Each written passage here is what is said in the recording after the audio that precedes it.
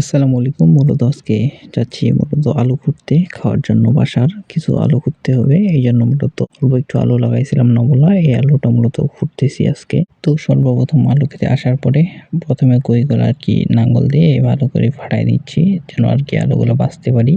এভাবে মূলত আলুগুলো ফাটাতে হয়। যদিও সবাই এগুলা মেশিন বা গরু দিয়ে এগুলা মূলত খোঁড়া হয়। যেহেতু আমরা অল্প একটু খাওয়ার জন্য করতেছি, এইজন্য মূলত গরু বা মেশিন কোনোটারই দরকার নাই। আমরা নিজেরাই আরকি এভাবে করতেছি। আর বর্তমান আলুর বেশ একটা দাম নাই, যদিও ১০ টাকা ১২ টাকা কেজি যাচ্ছে আলুর। এইজন্য মূলত আলুর বেশ একটা আরকি খরচাটাও ভালো করে উঠতেছে না। এটা আর দ্বিতীয়ত আবহাওয়া খারাপ। আলু যদি এভাবে পানি আসতেছে, আর পানি আসলে মূলত আলু নষ্ট হয়ে যাওয়ার সম্ভাবনা অনেক বেশি থাকে। যাই হোক, কিছু করার নাই। বর্তমান যে দেশের পরিস্থিতি, তেল পাম্পে তেল পাওয়া যাচ্ছে না, কৃষকরা কি করবে মানে বলার মতো না।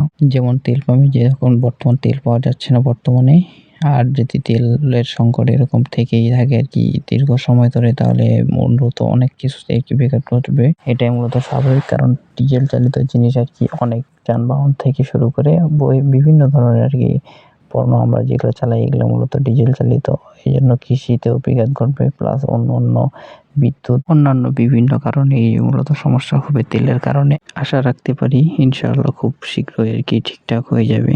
ঠিক হলে আলহামদুলিল্লাহ। যেহেতু আমরা সাধারণ নাগরিক, এসবে আমরা ইনভলভ না হওয়াটাই বেটার। তারপরে আলহামদুলিল্লাহ আলুগুলো খোঁড়ার পরে বস্তা ভর্তি করে বাসায় নিয়ে আসলাম। বাসায় নিয়ে আসার পরে এখন গরুর জন্য খাবার কাটতে হবে। তারপরে গরুর জন্য ঘাস কাটিয়ে নিয়ে আসলাম বাসায়। বাসায় নিয়ে আসার পরে আলুগুলো দেখেন আলহামদুলিল্লাহ ভালোই হইছে, যদিও ফলন একটু ছোট হইছে সাইজে, কিন্তু আলহামদুলিল্লাহ তা ভালোই হইছে। তেমন কোনো আরকি কিউর বা সিড এরকম কোনো আলু নাই।